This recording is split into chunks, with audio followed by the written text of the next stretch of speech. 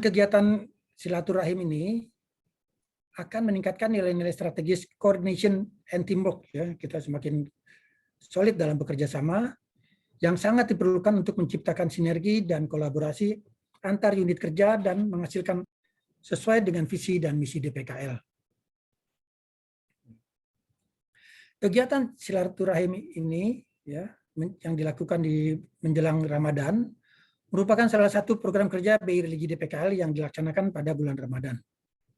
Tujuan kegiatan ini adalah menyiapkan diri menghadapi bulan Ramadan yang selalu ditunggu-tunggu oleh umat Islam atau teman-teman Muslim di DPKL yang sekaligus sebagai wadah saling bersilaturahim antar pegawai DPKL.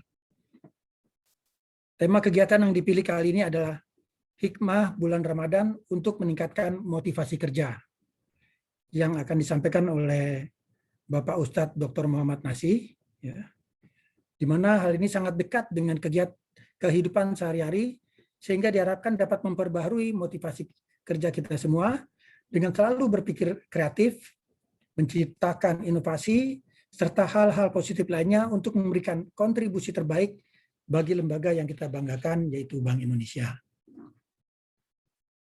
Akhir kata, izinkan saya menyampaikan pantun, karena tadi MC-nya juga pakai pantun, saya juga nggak mau kalah.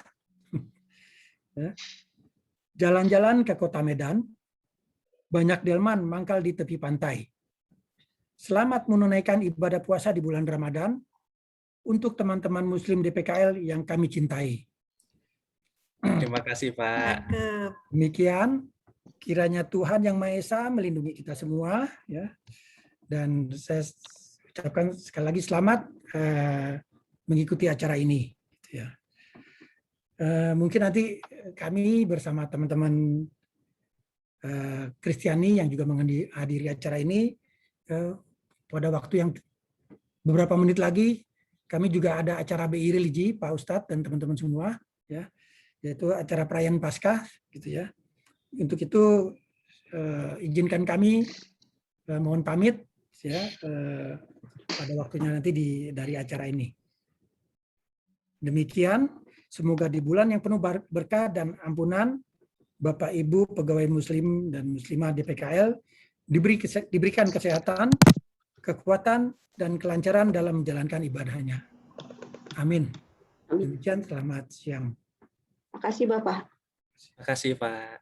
Terima kasih, Pak Tongam. Sama-sama.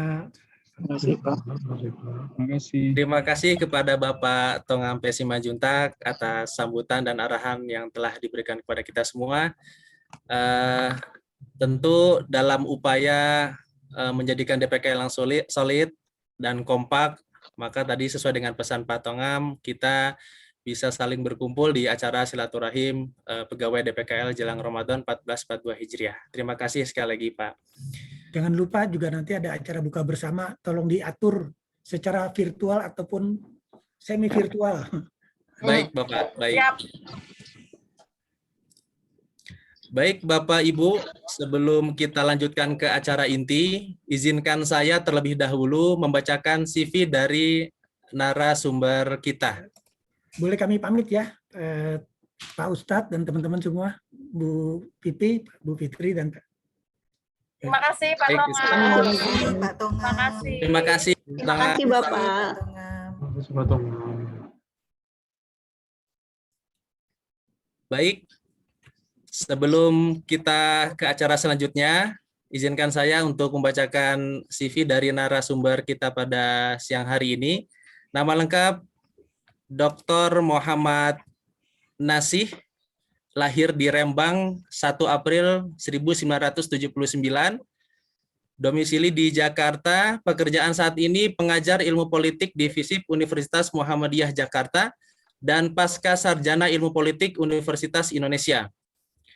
Beliau juga sebagai pendiri dan pengasuh Rumah Perkadaran Tahfidz Al-Quran Monas Institute Semarang, yang tidak lain namanya adalah singkatan dari nama beliau, yaitu Monas Muhammad Nasih, dan Pondok Pesantren Sekolah Alam Planet Nuvo Nurul Furqon, Rembang, Jawa Tengah. Pendidikan beliau sejak di bangku kelas 6 Madrasah Ibtidaiyah, telah belajar kitab Nahwu dan Shorof. Kemudian menamatkan sekolah menengah pertama MTS swasta dan menyantri di Pondok Pesantren Salafiyah An-Nur Lasem dan melanjutkan pendidikan formal di Man Lasem dan telah menyelesaikan hafalan 30 juz Al-Qur'an di Man Lasem tersebut. Kemudian melanjutkan pendidikan tinggi di jurusan Fisika Universitas Negeri Semarang dan jurusan Tafsir Hadis IAIN Semarang dan meraih predikat sebagai lulusan terbaik dengan IPK tertinggi. Kemudian menyelesaikan program Pasca Sarjana Ilmu Politik Universitas Indonesia pada tahun 2005 dan menyelesaikan program S3 di program studi yang sama untuk mendalami politik Islam dan dinyatakan lulus pada tahun 2010. Pengalaman organisasi beliau juga jajaran pengurus inti Dewan Pakar IJMI Pusat mulai tahun 2011 sampai dengan 2016, mendirikan beberapa lembaga nirlaba diantaranya Pesantren Mahasiswa Pemuda Islam atau PMPI dan Monas Institute, kemudian menjadi pengisi program belajar Islam di TV MNC Muslim. Baik, tidak perlu berlama-lama lagi, mari sama-sama kita dengarkan tausiah jelang bulan suci Ramadan 1442 Hijriah dengan tema Hikmah Bulan Ramadan untuk meningkatkan motivasi kerja yang akan disampaikan oleh Ustadz Dr. Muhammad Nasi. Kepada beliau waktu dan tempat kami persilahkan. Assalamualaikum warahmatullahi wabarakatuh. Waalaikumsalam warahmatullahi wabarakatuh. Alhamdulillahilladzi asbagha alaina ni'amahu dhahiratan wa batinah wassalatu wassalamu ala Rasulillah wa ala alihi wa sahbihi wa mawala. Asyhadu an la ilaha illallah wahdahu la syarikalah wa asyhadu anna Muhammadan abduhu wa rasuluh la nabiyya ba'dah.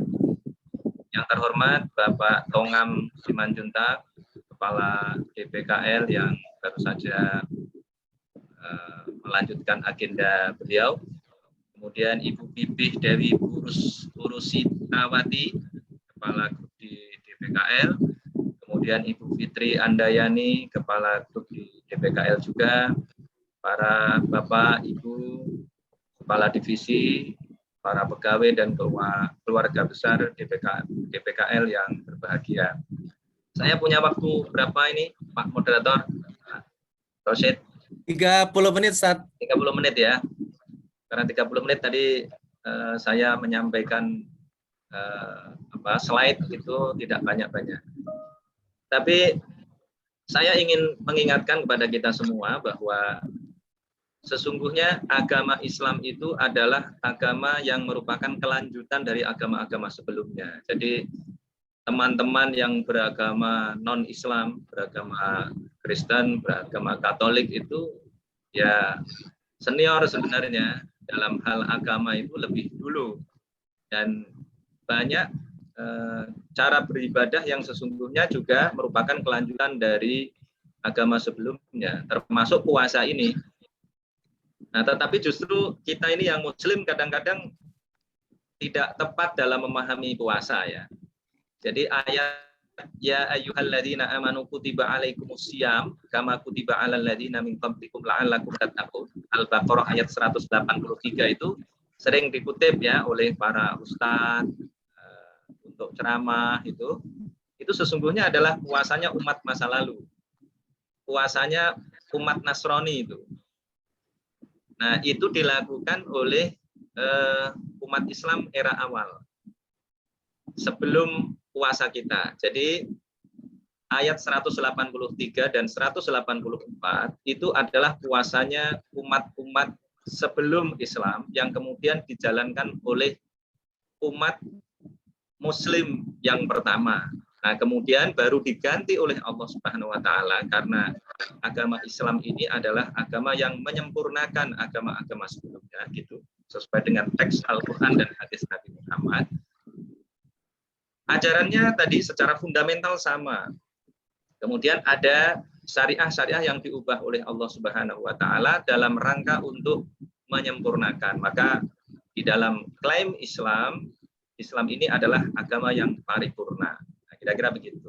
Nah, tapi tadi itu Yahudi, Kristen, dan Islam ini adalah sama-sama agama semitik istilahnya. Agama yang berasal dari Allah Subhanahu wa Ta'ala. Maka jangan heran kalau sekali lagi ada banyak sekali ajarannya yang sama. Nah, dalam konteks ini, Bapak dan Ibu sekalian, saya mendapatkan tema puasa Ramadan meningkatkan motivasi kerja.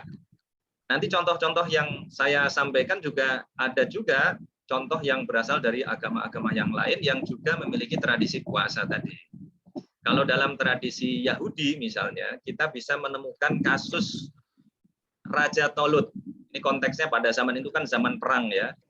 Raja Tolut misalnya, itu kalau kita temukan di dalam surat Al-Baqarah, di juz 2, halaman 19 dan 20 itu, menjelang akhir juz 2, itu kita bisa temukan bahwa ayatnya begini lengkapnya. Falamma fasala talutu bil junudi qala innallaha mubtaliikum binahar. Faman syariba minhu falaysa minni wa man lam yat'amhu fa innahu minni illa man iktarafa ghurfatan biyadihi. Fasyaribu minhu illa qalilan minhum falamma jawazahu wa walladzina amanu ma'ahu qalu la taqata lanal yauma bijalut wa junudih. Dan seterusnya ya. Nanti silahkan Bapak Ibu sekalian mengecek kembali ayatnya itu, dan itu menunjukkan bahwa puasa itu sama sekali bukan sesuatu yang membuat kita ini jadi harus lemah gitu ya. Di situ dijelaskan bahwa ketika Tolut ini adalah raja yang ditunjuk oleh Nabi Samuel untuk memimpin Bani Israel. Nah, ketika itu dia harus menghadapi Raja Jalut. Kalau di dalam bahasa Inggris biasanya disebut dengan Goliat ya. Goliat ini adalah raja yang luar biasa hebat, tentaranya banyak, orangnya juga sakti mandraguna. Nah, tidak ada yang mengalahkan dia. Tetapi kemudian dikalahkan oleh Tolut dan pasukannya. Nah, ceritanya bagaimana ini? Tolut ini bersama dengan bala tentaranya, kemudian diuji oleh Allah dengan sebuah sungai. Jadi dalam perjalanan menuju ke tempat Goliat itu, ada sungai. Nah, karena mereka sudah melakukan perjalanan panjang dan melelahkan, yang paling terasa adalah kehausan. Tetapi ketika melihat itu, para tentara tadi itu diuji oleh Allah Subhanahu wa Ta'ala, tidak boleh meminum air justru. Innallaha mubtaliikum binahar. Sesungguhnya Allah Subhanahu wa Ta'ala menguji kalian dengan sebuah sungai. Nah, faman syariba minhu falaysa minni. Barang siapa yang meminum air itu tadi, maka dia tidak termasuk dari golonganku. Ini surat Al-Baqarah ayat 149 yang paling bawah ya. Di dalam slide saya paling bawah itu saya sampaikan terlebih dahulu. Barang siapa yang minum justru tidak termasuk golonganku, kata Tolut. Wa man lam yat'amhu fa innahu minni illa man iktarafa ghurfatan biyad. Hanya boleh minum hanya beberapa, kalau dalam bahasa Jawanya itu beberapa cawukan saja. Tidak boleh minum banyak-banyak. Hanya satu ini satu telapak tangan sekali aja. Tetapi kalau lebih dari itu enggak boleh. Nah, tapi ternyata yang bisa melakukan itu, yang menahan godaan itu, yang tahan terhadap godaan, itu ternyata tidak banyak. Fasyaribu minhu illa qalilam minhum. Ternyata banyak yang meminum air tadi itu. Nah, gitu. Nah, ternyata sedikit orang tadi ini ternyata adalah orang-orang yang terpilih. Dan karena Tolut tadi mendapatkan pasukan yang terpilih, maka Tolut mendapatkan kemenangan. Ini kalau dalam tradisi Yahudi. Di dalam kisah di sejarah Yahudi ada Tolut yang ditunjuk oleh Nabi Samuel. Kalau di dalam tradisi Kristen juga ada ya. Di dalam tradisi Kristen itu tidak hanya puasa tadi menahan makan dan minum, karena saum itu arti aslinya adalah menahan. Maka kalau di menjelang imsak itu ya, itu ada biasanya orang yang mengumumkan di masjid bilang imsak itu. Imsak itu berasal dari kata amsaka. Amsaka itu artinya menahan. Jadi ya menahan artinya. Jadi diumumkan tahan gitu. Tahan, jangan makan lagi, jangan minum lagi, jangan melakukan hubungan seksual lagi. Tidak boleh melakukan sesuatu yang membatalkan puasa. Nah, ini adalah contoh ya, di dalam tradisi Kristen ada namanya, kalau di dalam tradisi Kristen namanya Bunda Maria. Kalau di dalam Islam namanya Maryam. Ibu Maryam ini ketika melahirkan putranya Nabi Isa Al-Masih itu dibully oleh kaumnya sendiri karena tidak punya suami kok punya anak gitu. Maka kemudian dia berpuasa. Puasanya adalah puasa tidak bicara, karena kalau menghadapi orang-orang yang tidak bisa dijelaskan ya susah. Maka puasanya adalah puasa bicara. Ada puasa bicara. Kemudian tadi itu tradisinya dilanjutkan di dalam Islam. Puasanya, Bapak dan Ibu sekalian, puasa awal Islam yang di ayat 183 dan 184 itu lebih berat, jauh lebih berat. Orang Kristen pada saat itu puasa karena sebenarnya cuma 30 hari, tapi kemudian mereka menambahi sendiri jadi 50 hari. Ada cerita juga, ada satu kisah, satu versi sejarah. Awal-awal itu dulu umat Islam diwajibkan puasa setiap bulan itu 3 hari di awal bulan. Itu ceritanya di 2 ayat yang pertama tadi, 183 dan 184. Nah, karena puasanya itu adalah puasa yang berat, jadi teknisnya itu adalah puasanya puasa sehari semalam. Jadi dari jumlah harinya itu tadi, kalau versi Kristen tadi 50 hari. Jadi orang Kristen puasanya jauh lebih berat 50 hari tadi. Kemudian kalau 3 hari per awal bulan tadi itu, maka jumlah harinya adalah 36 hari. Nah, kemudian yang kedua, teknisnya adalah bukanya habis maghrib sampai isya saja. Kalau sudah tidur, maka tidak boleh makan lagi. Jadi setelah isya itu tidur misalnya, bangun tidur nggak ada sahur. Nah, itu perbedaannya, perbedaan antara puasa umat terdahulu tadi Yahudi dan Kristen tadi itu dengan puasa kita. Itu kemudian kita mendapatkan kortingan. Kortingannya adalah 12 jam. Jadi puasa kita ini adalah puasa yang sudah tidak terlalu berat lagi karena puasanya cuma dari fajar sampai kemudian maghrib tadi itu.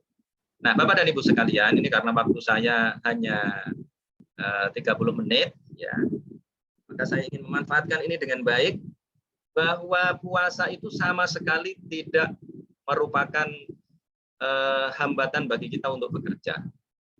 Yang pertama, ya, di dalam sejarah kita menemukan bahwa Nabi Muhammad SAW mendapatkan banyak sekali kemenangan. Ini sekali lagi juga perjuangan yang paling ekstrim itu pada saat itu ya perang. Tapi jihad sekarang kan tidak harus dengan perang. Jihad sekarang itu dengan bekerja yang gigih. Kemudian jihad itu harus menggunakan uang misalnya. Ya, tentu saja harus kerja-kerja yang menghasilkan sesuatu yang besar, yang hanya bisa didapatkan dengan cara-cara yang efektif dan efisien. Cara dengan menggunakan apa? Kalau sekarang ya menggunakan sains dan teknologi. Maka kerja-kerja kita ini harus kita lakukan dengan pengembangan sains dan teknologi. Nah, di dalam Al-Quran banyak sekali ayat yang sesungguhnya berbicara tentang sains dan teknologi. Ayat-ayat yang berbicara tentang ibadah, tentang pergaulan misalnya, itu tidak lebih dari ya hanya sekedar ratusan saja. Tetapi ayat-ayat yang berkaitan dengan pengembangan sains dan teknologi itu jumlahnya sampai ribuan. Jadi kira-kira jumlah ayat dalam Al-Quran itu adalah 6 ribuan ayat. Nah, yang berbicara tentang pengembangan sains dan teknologi itu ribuan jumlahnya. Cuma kadang-kadang umat Islam ini ribut dengan hanya urusan-urusan yang berkaitan dengan ibadah, berkaitan dengan sholat, berkaitan dengan perbedaan-perbedaan pendapat. Nah, ini tentu saja sebagai kalangan intelektual Muslim ya, kalangan terpelajar di Bank Indonesia ini, ya kita hindari saja ya Bapak dan Ibu sekalian perdebatan mengenai hal-hal yang tidak penting. Tetapi kita mengembangkan tadi itu kerja-kerja kita sebagai kerja-kerja yang efektif dan efisien, memanfaatkan sains dan teknologi. Nah, sekali lagi tadi di dalam sejarah Nabi yang pertama kali karena puasa ini diwajibkan atas umat Islam itu pada tahun kedua Hijrah.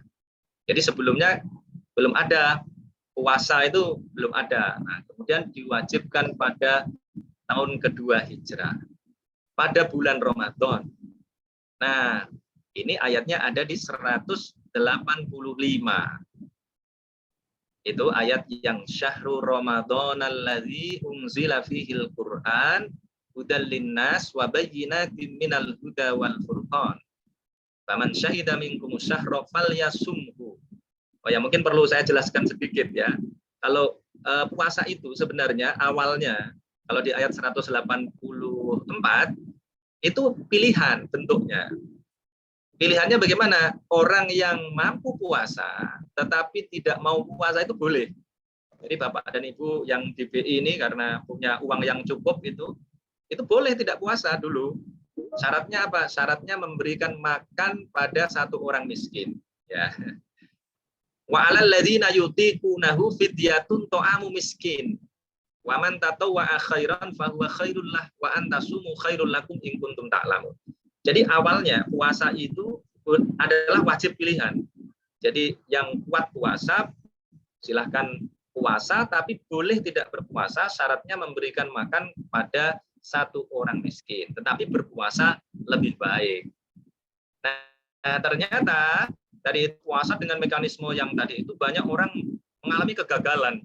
Nah, berat tadi itu sehari semalam tadi, maka kemudian mengalami kegagalan. Karena mengalami kegagalan, kemudian di-porting oleh Allah Subhanahu wa taala yang tadinya 36 hari sampai 50 hari tadi itu kemudian dikumpulkan menjadi satu di bulan Ramadan. Nah, itu di 185 ayatnya. Syahrul Ramadan alladzi unzila fihil Qur'an hudal linnasi wa bayyinatin minal huda wal furqan. Jadi Bapak dan Ibu sekalian, kalau dulu ya boleh memilih. Kalau mau puasa silahkan sehari semalam. Tapi kalau merasa keberatan boleh tidak puasa, memberikan makan pada satu orang miskin. Jadi gampang sebenarnya. Maka ya banyak juga yang memilih untuk tidak puasa. Tetapi ditekankan di situ wa antasumu khairul lakum in kuntum ta'lamun. Puasa itu lebih baik dibandingkan tidak puasa. Nah, baru kemudian bertahap diberikan penegasan falyasumhu faman syahida minkumus syahra falyasum. Nah, Bapak Ibu sekalian, pada tahun kedua ini terjadi peperangan yang namanya Perang Badar antara umat Islam dengan kaum musyrik Mekah itu dulu yang melakukan penentangan terhadap Rasulullah Nabi Muhammad. Nah, kita sama-sama tahu tentu saja sejarah ini sangat terkenal. Pada saat itu yang mengikuti Rasulullah hanya 313 orang saja, sementara pasukan lawannya itu hampir 1.000 orang. Ada yang mengatakan 950 orang, ada yang mengatakan 1.000 orang. 3 kali lipatnya. Tetapi dalam keadaan puasa tersebut ternyata menang ternyata Bapak dan Ibu sekalian. Ya. Kemudian lagi ada Perang Khandaq. Perang Khandaq itu ternyata juga dalam bulan puasa itu. Nah, itu juga mengalami kemenangan luar biasa. Nah, kalau kita semua melihat sejarahnya Perang Khandaq itu. Perang Khandaq itu adalah perang melawan sekutu. Ini urusan politik kalau ini ya. Urusan negara kalau ini. Jadi melawan sekutu. Jumlahnya nggak imbang sama sekali. Makanya kemudian Nabi Muhammad atas usul Salman Al-Farisi itu membuat parit. Karena apa? Karena saking besarnya lawannya itu. Maka kemudian Nabi Muhammad membuat parit dan lawannya itu tidak bisa masuk. Nah, ternyata apa? Ternyata kemudian Nabi Muhammad dan kekuatannya ini, ya pasukannya ini ternyata menang lagi gitu. Nah, kalau kita lihat kemenangannya itu adalah bukan karena peperangan yang terjadi kemenangan itu karena pasukan yang menjadi lawan Nabi Muhammad itu kena serbuan angin dan badai debu yang luar biasa sehingga kemudian mereka ketakutan dan pulang. Nah, kemudian ada lagi kalau contoh yang berikutnya adalah Perang Tabuk. Sama kasusnya begitu-begitu. Kasusnya adalah lawan yang banyak ya dihadapi oleh Nabi Muhammad dengan kekuatan yang sedikit. Kalau di dalam Al-Quran itu ada ayat kaming fi'atin qalilatin ghalabat fi'atan katsiratan biiznillah. Ada banyak kejadian yang jumlah orang yang sedikit itu mengalahkan jumlah yang banyak. Nah, ini nanti perlu kita terapkan di dalam kehidupan kita berorganisasi di BI ini agar bagaimana orang-orang di BI ini memiliki semangat yang dimiliki oleh Nabi dan para sahabatnya tadi itu, sehingga kita bisa bekerja secara efektif dan efisien. Nah, kalau tadi kan sejarah era Nabi Muhammad ya, kita tidak menyaksikan dan jauh dari kita. Nah, kalau yang agak dekat dengan kita, walaupun kita tidak menyaksikan juga, tetapi kita baca sejarahnya dengan lebih baik mungkin, karena dulu kita punya sejarah kemerdekaan Indonesia, ada PSBB dulu kita sekolah itu. Kemerdekaan Indonesia itu juga terjadi pada bulan Ramadan, pada 17 Ramadan juga ternyata ya. Pada tanggal yang kalau di Indonesia ini diperingati sebagai Nuzulul Quran. Walaupun Nuzulul Quran itu kalau berdasarkan sejarahnya itu pada 10 yang akhir di bulan Ramadan, tetapi kalau di Indonesia diperingati pada 17 Ramadan gitu. Ya, tapi ya nggak apa-apa lah, ini termasuk perbedaan pendapat tadi itu. Nah, ini menunjukkan juga dan ini diyakini oleh umat Islam di Indonesia bahwa ini atas pertolongan Allah Subhanahu wa taala. Yang ini saya sampaikan pada kesempatan ini ya, Bapak dan Ibu sekalian, bahwa keberhasilan kita, kemenangan yang dicapai oleh Nabi Muhammad, para pejuang kemerdekaan, orang-orang yang sukses, itu sesungguhnya bukan hanya karena kita bekerja secara efektif dan efisien. Bahwa bekerja secara efektif dan efisien itu adalah wajib, itu ya. Tetapi di dalam Islam itu ada dua konsep yang harus diterapkan dalam satu waktu. Yang pertama adalah konsep sabar. Ini yang banyak orang Islam sendiri, terutama di Indonesia ini, mengalami salah persepsi tentang sabar. Sabar itu sesungguhnya, kalau kita lihat di kamus-kamus Arab yang besar, itu kemudian saya tarik pengertiannya, sabar itu artinya adalah endurance, ya. Jadi daya tahan yang tinggi. Kemudian bahkan ada bahasa yang lebih tepat lagi menurut saya, namanya persistensi. Jadi harus punya endurance dan persistensi yang luar biasa.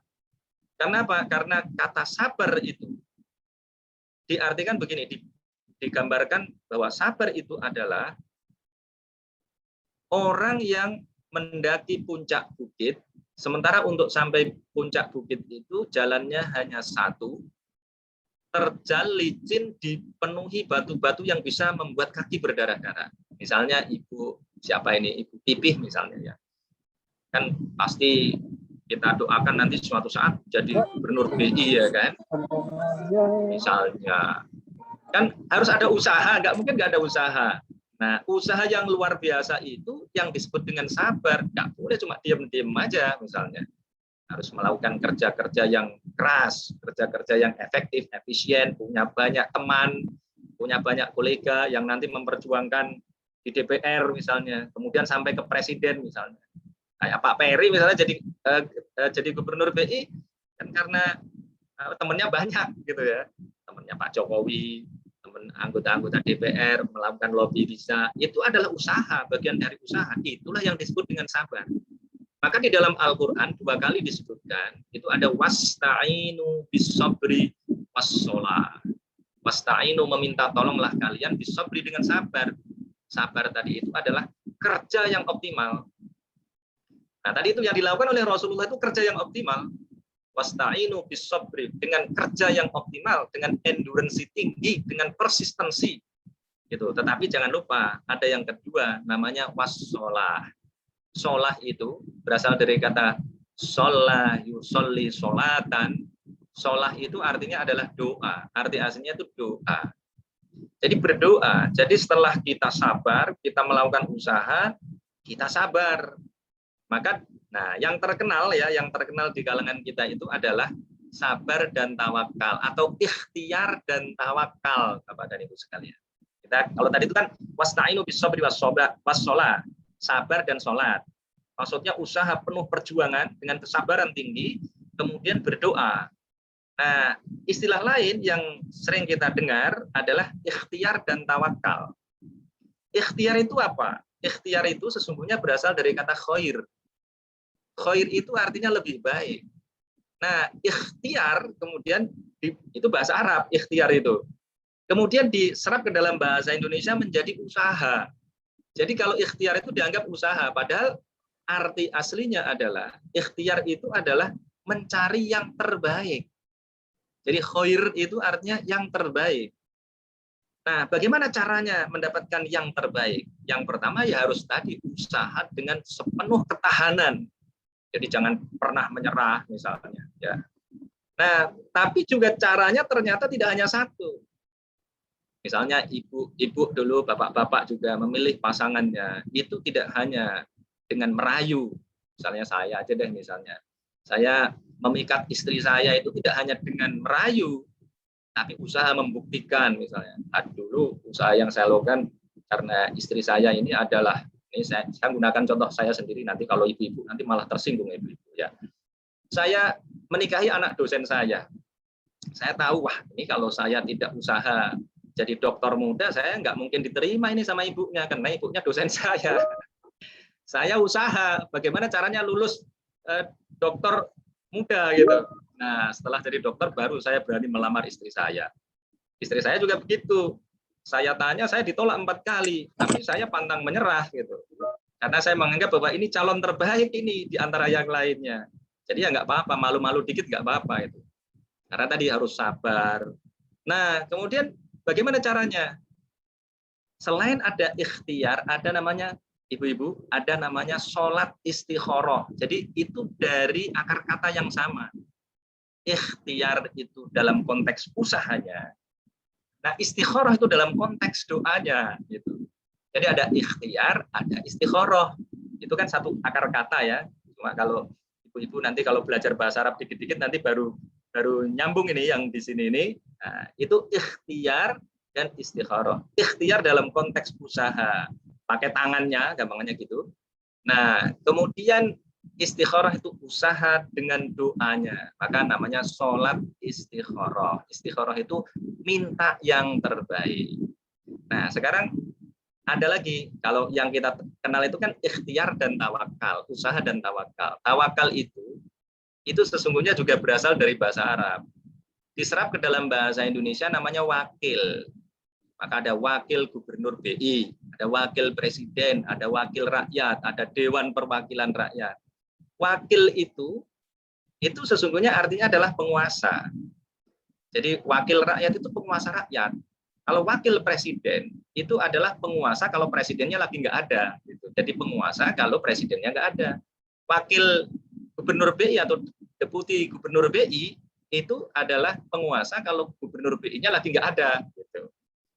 Nah, tawakal itu maksudnya apa? Tawakal itu adalah kalau kita sudah usaha habis-habisan, itu jangan merasa jumawa, jangan merasa bahwa pasti akan berhasil. Tidak.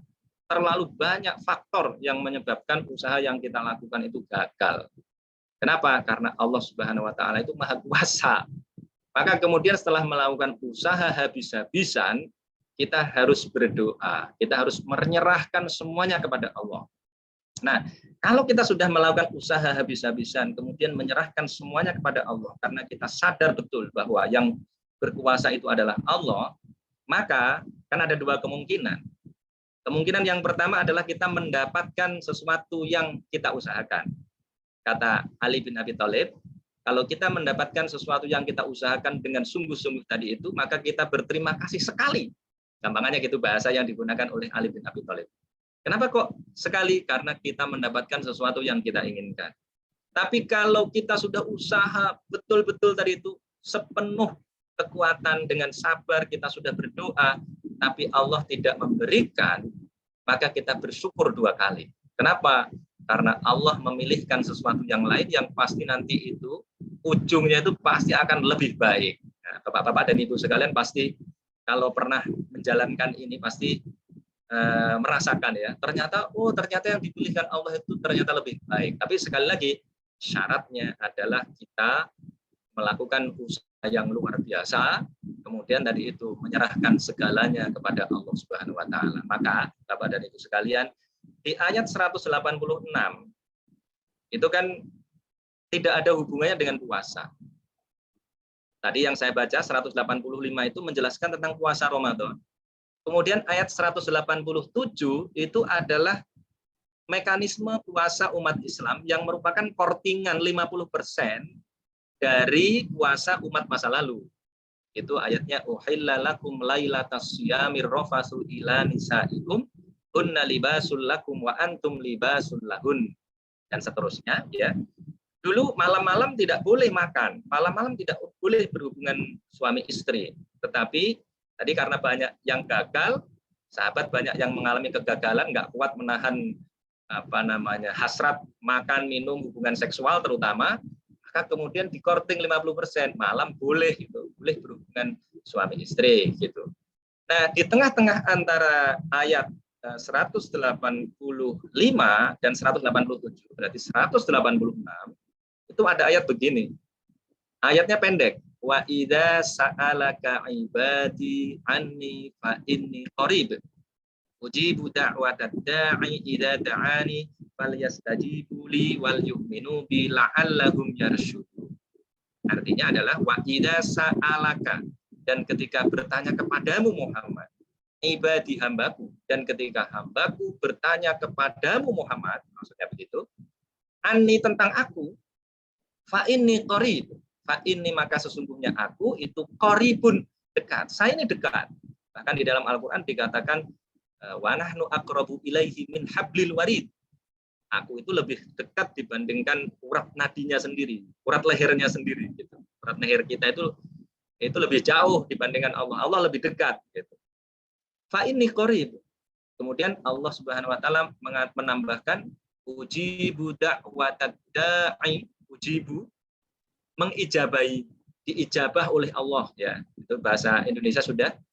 Itu arti aslinya menjawab. Dari kata ajaba yujibu itu sebenarnya bahasa Arab. Jadi menjawab itu adalah bahasa Arab. Jawabun itu bahasa Arab. Ujibu da'watad da'i. Aku menjawab doa orang yang berdoa. Doa ya bahasa Arab.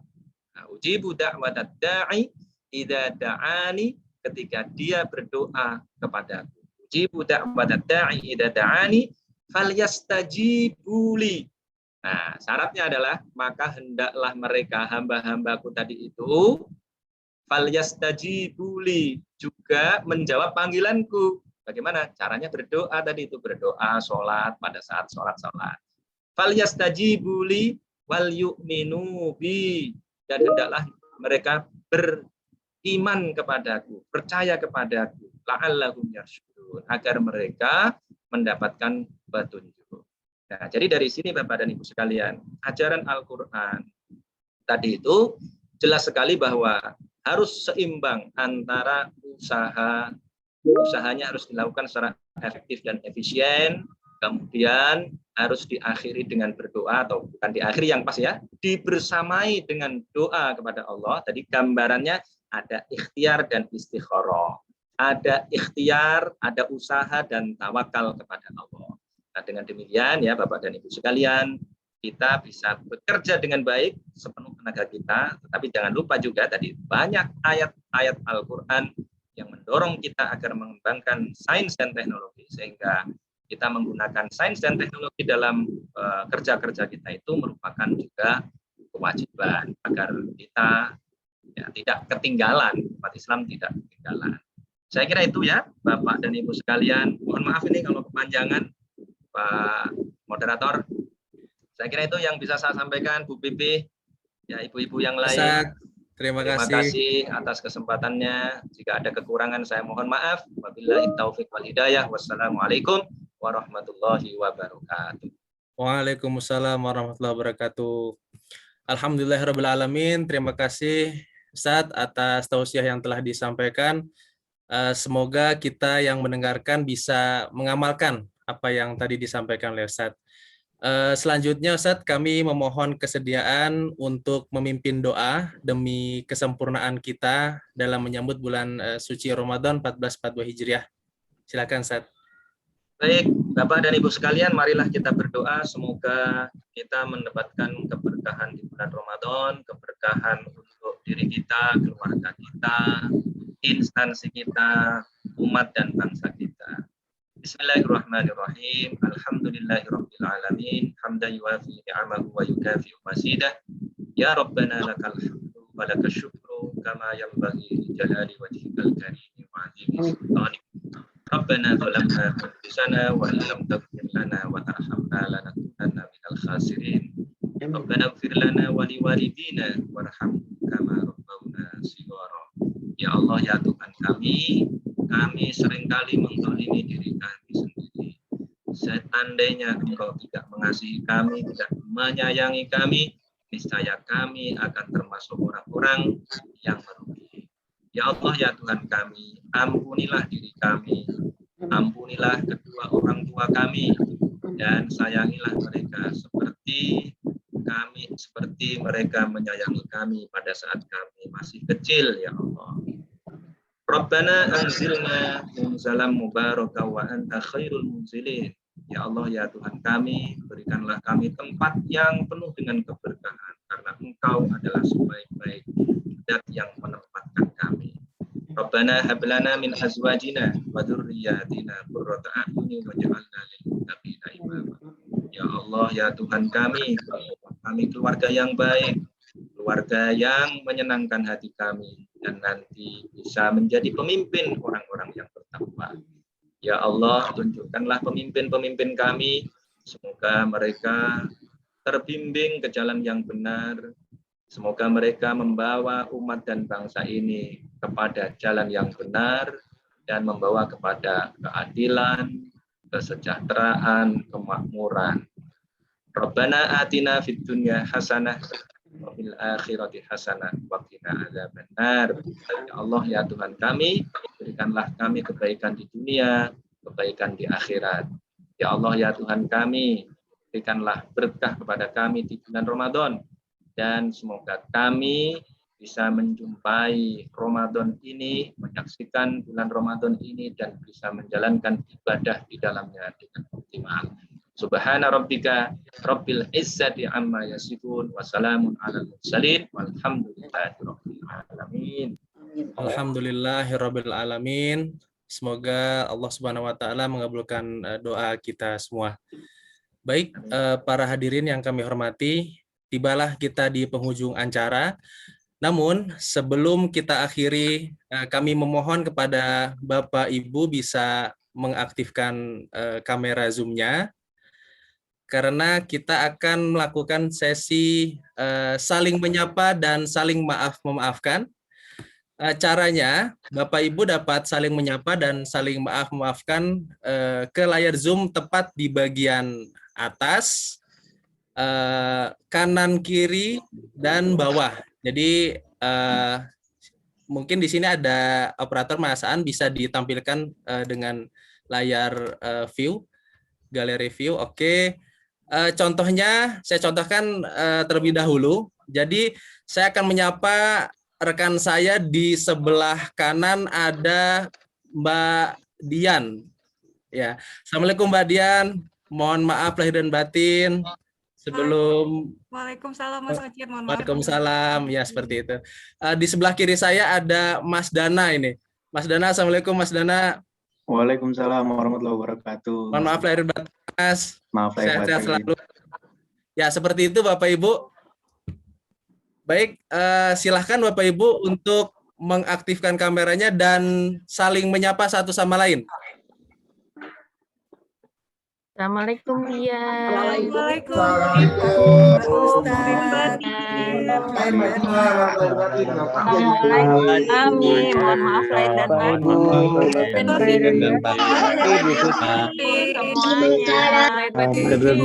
semuanya. Inal faizin.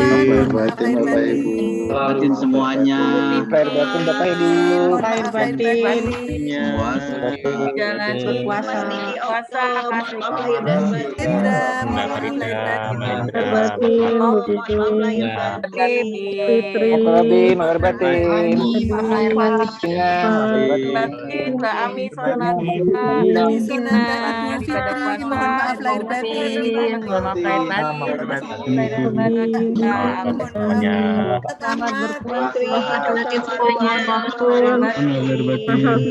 Bapak Ibu.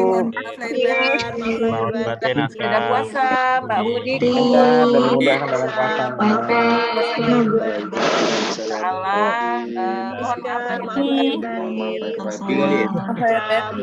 batin. Jalan ibadah puasa Mbak Allah amal ibadah kita cahaya. Mohon maaf lahir dan batin. Dimudahkan semuanya. dalam ibadah-ibadah terbaik Sama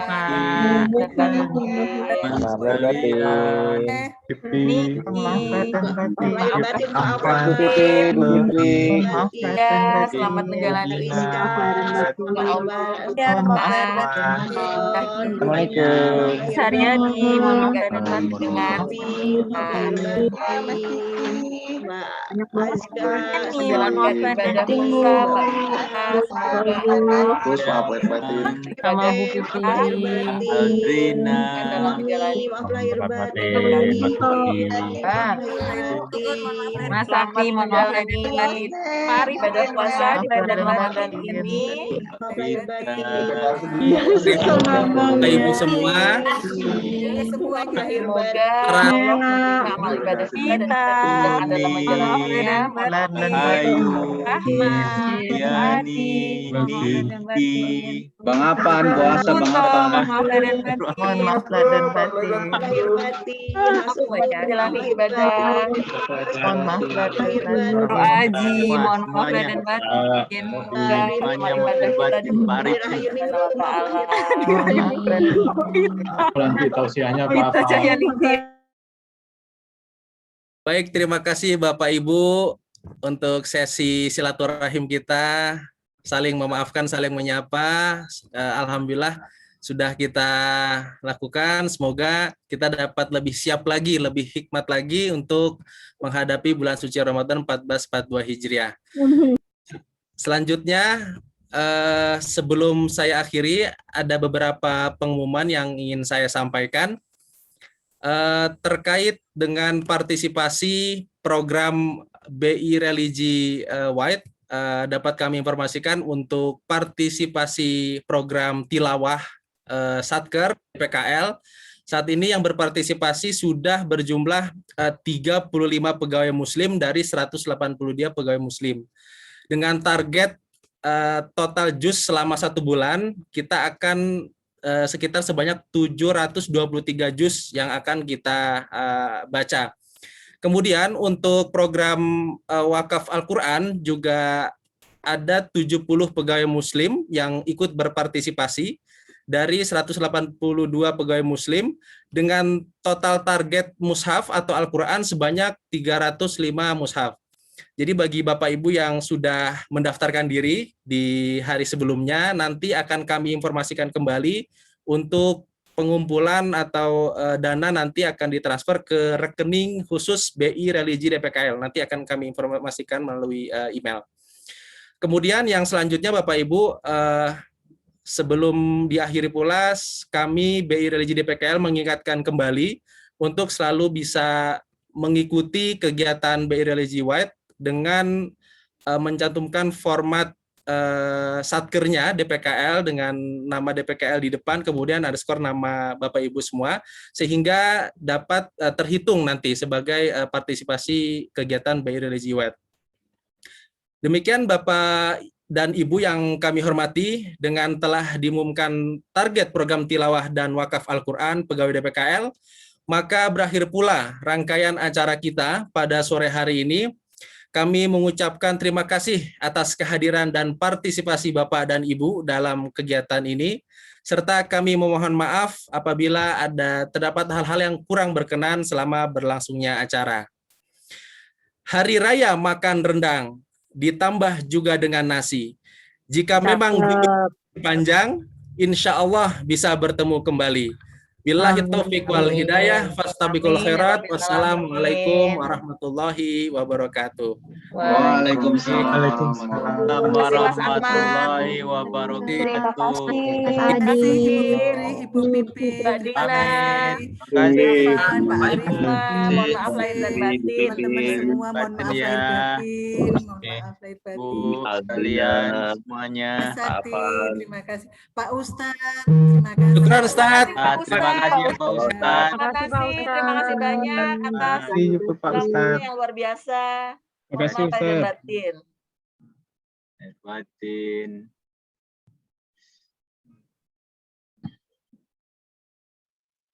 Mohon izin live. Ya, mohon Ya, izin live. Terima kasih Terima Bapak Ibu kasih. semua. Terima kasih. Assalamualaikum warahmatullahi Terima wabarakatuh. kasih. Waalaikumsalam warahmatullahi Waalaikumsalam warahmatullahi wabarakatuh. Waalaikumsalam warahmatullahi wabarakatuh. Assalamualaikum. Waalaikumsalam. Terima kasih Mbak Dina. Assalamualaikum.